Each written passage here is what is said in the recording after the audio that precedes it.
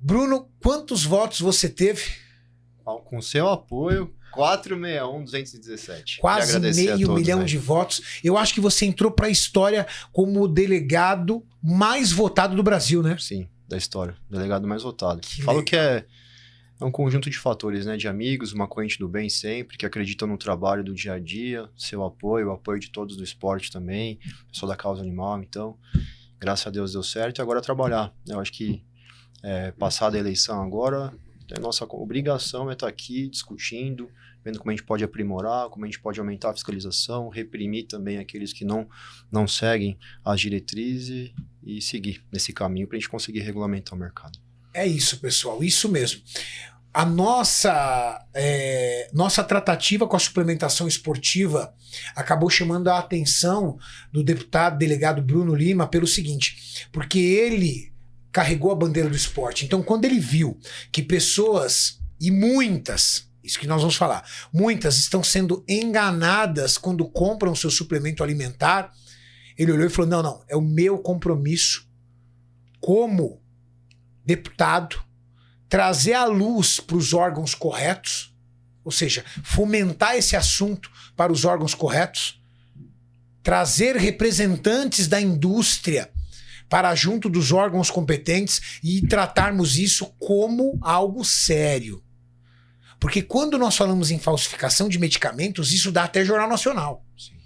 É crime contra a saúde pública. Afinal de contas, a medicação que uma pessoa acredita estar utilizando para a sua saúde, ela está correndo risco de vida.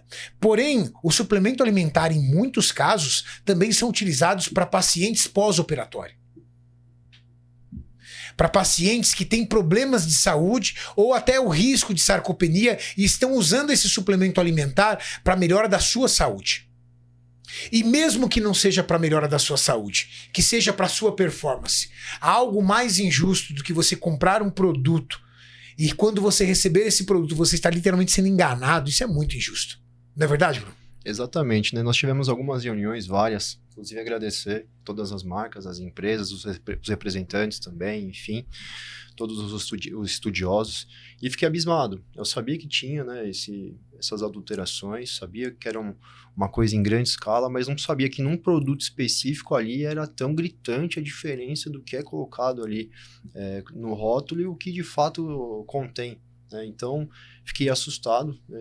Pega a proteína que 90% é carbo. Então, isso aí, é o que você falou. Além da questão da saúde pública, isso aí pode, inclusive, ensejar um crime de homicídio. Você pegar e dar açúcar com diabetes, é homicídio. Então, assim, fora toda a parte da adulteração, é crime contra a pessoa. Artigo 121. Então, por isso que a gente tem que atuar firme, expor essas marcas e também fazer o que eu mais gosto. Ou atrás das grades. É isso. É isso. Bom, Tito, falando sobre o Whey Protein, eu acho que o Whey Protein é o produto mais adulterado entre os mercados da suplementação esportiva, não é? Sim. Como é o grande carro-chefe de toda marca de suplementação, o produto amplamente consumido, obviamente ele também é o alvo de maior fraude que tem no mercado. A matéria-prima do Whey Protein, que é a WPC, WPI, é muito cara. Sim. E o grande fator o problema é que nem sempre as marcas estão dispostas a colocar o Whey Protein nas suas fontes de proteína e acabam adulterando. Existem algumas formas de você fraudar o Whey. A primeira forma, né, Tito, é quando você compra um Whey Protein e no rótulo da embalagem ele vem ali a quantidade de proteína por dose, por exemplo, 21 gramas de proteína por uma dose.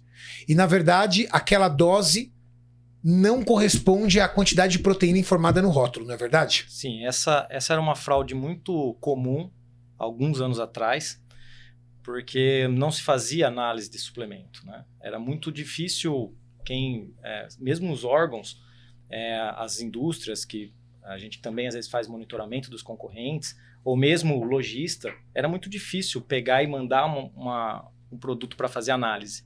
Então, coloca-se carboidrato ali, ou amido, qualquer outra substância que pode diluir, né, a proteína, não coloca a quantidade correta de proteína, então essa era a fraude mais comum. Porém, essa fraude, ela é com um teste laboratorial muito simples, você consegue pegar essa fraude. Um teste, por exemplo, de iodo, por exemplo. O iodo você vai identificar apenas o amido. O amido. Exatamente. Então, se tiver um amido ali, você pingar, ele muda de cor, né? Fica aquele tom marrom. E realmente é um método que funciona ali para identificação de iodo. Uma análise muito comum na determinação de proteínas, e a galera não conhece, mas eu vou aqui explicar, a gente chama de método de Kidal, né? Kidal, é. Que é quando você tem você tem uma determinada substância à base de proteína e por um processo de extração, onde você faz uma fusão dessa substância com alguns metais e depois uma destilação, você capta a quantidade de NH2, que é a molécula que determina uma proteína. E essa captação de NH2, calculada em cima de uma fórmula, vai te determinar a quantidade de proteína por dose. Por muito tempo foi feito pelo método de Kidal a determinação de proteína. Aí nós descobrimos uma segunda fraude, que é colocar outros tipos de proteína lá dentro. Exato, porque o método Kidal é um método assim, ele é muito robusto, ele é um método já desde 1880, então foi um dinamarquês, o Johan Kidal, que determinou isso lá atrás. Ela é pela quantificação de nitrogênio, então você quantifica num processo de digestão, destilação e depois titulação, você identifica a quantidade de nitrogênio e aí você faz na verdade a conta é um fator de correção. Então se você determinou lá que tinha X gramas de nitrogênio, você multiplica por um número, que aí cada tipo de proteína tem um fator de multiplicação. Por exemplo, se é proteína de origem animal, se é de origem vegetal, você usa este fator de correção. E aí você chega na determinação da proteína final. Isso funciona muito bem, o método Kidal funciona. E ele hoje é o método oficial para análise de proteína. O Instituto Adolfo Lutz ainda usa ele, né? Usa, ele é o método oficial. No manual de análise do Adolfo Lutz está lá, o método Kidal. Exatamente, é o método oficial. Qual que é o problema? O problema é que o método Kidal ele não prevê fraude. Então, qualquer nitrogênio que seja quantificado ali, ureia é nitrogênio.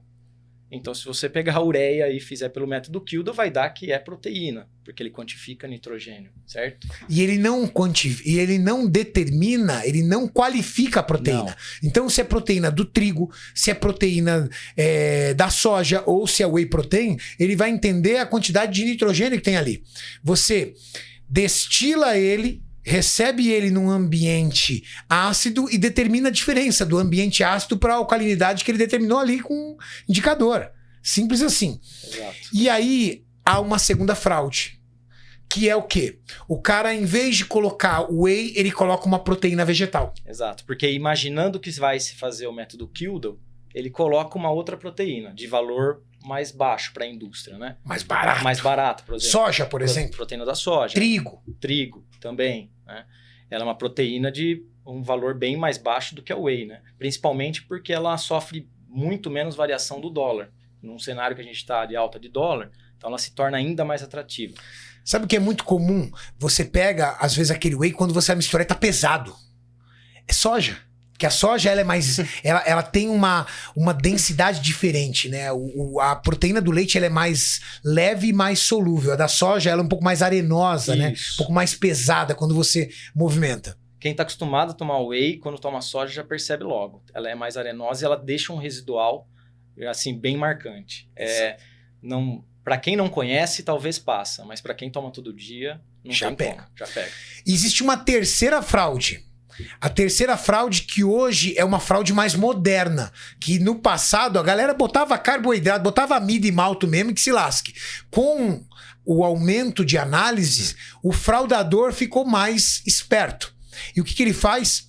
Ele coloca um aminoácido no lugar do whey protein. Por exemplo, glicina, que é um aminoácido barato e que vai, através de uma análise de Kidal, determinar uma quantidade altíssima de proteína. Exatamente, porque como a estrutura do aminoácido, por exemplo, a glicina, que você deu como exemplo, é um amplamente utilizado pelos fraudadores, ela tem, na mesma cadeia, ela tem muito mais nitrogênio que uma cadeia de proteína. Você não precisa colocar 900 gramas de glicina lá. Exato. Então, às vezes, coloca ali na dose 5, 6 ou 8 gramas, de 5 a 8 gramas de glicina, você já tem um estouro na quantidade de proteína quando você faz a análise por Kildo.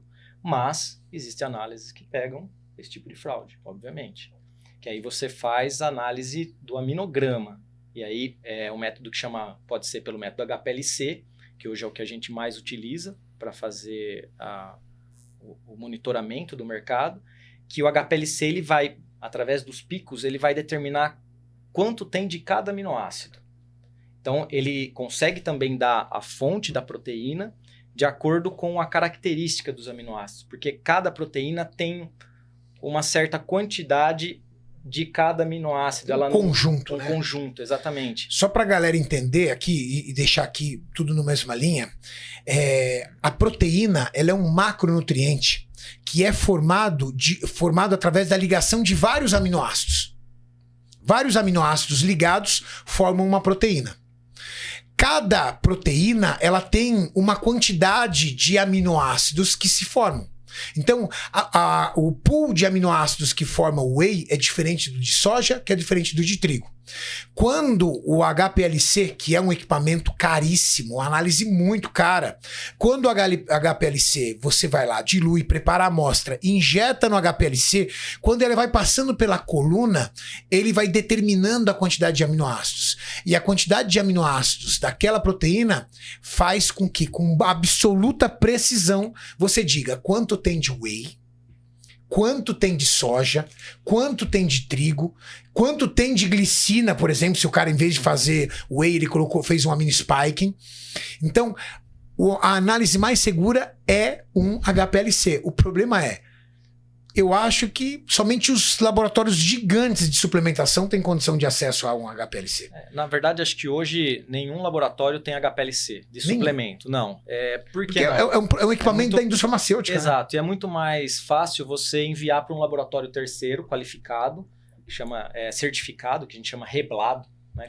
Reblado, quando ele é certificado, ele pode fazer esse tipo de análise. Tem aquela metodologia desenvolvida, você manda a sua amostra para lá. Em coisa de uma semana você já tem o retorno com a análise. Então, assim, não vale a pena você investir milhões no equipamento. Não vale, porque uma análise dessa vai pagar R$700, por exemplo. Hoje está em torno, beirando R$2.000. R$2.000. Você vai pagar R$2.000 numa análise dessa.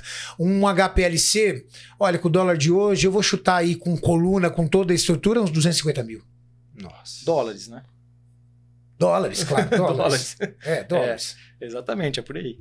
Então não vale a pena você hoje ter um laboratório dentro da empresa para fazer. Você tem que terceirizar. Diferente da indústria farmacêutica. Um laboratório mesmo, da indústria farmacêutica, ele tem que ter esse equipamento. Por quê? Porque ele é um parâmetro de bancada.